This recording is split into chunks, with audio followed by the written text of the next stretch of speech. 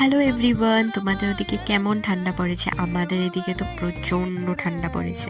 বাবা সকাল সকাল বাজার থেকে পাঁঠার মাংস এনেছিল, তো ভাবলাম আমিই রান্না করি। পেঁয়াজ রসুন নিয়ে বসে পড়লাম কাটাকাটি করতে।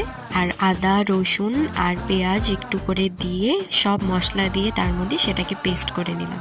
তারপর মাংসটা ধুয়ে ওটাকে ম্যারিনেট করে রাখবো। ওটার মধ্যে কুচি কুচি করে পেঁয়াজ আর মশলাটা যেটা করেছিলাম সেটা দিয়ে মেখে রেখে দিয়েছি 1 ঘন্টার মতো।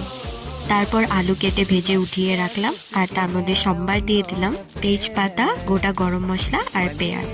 পেঁয়াজটা ভাজা ভাজা হয়ে গেলে ম্যারিনেট করে রাখা মাংসটা দিয়ে দিয়েছি। তারপর কি এখন হলো কষানোর পালা। যেহেতু পাঁঠার মাংস ভালো করে সিদ্ধ হতে হবে, তাই সেটাকে কষিয়ে যাচ্ছিলাম একটু একটু করে জল দিয়ে।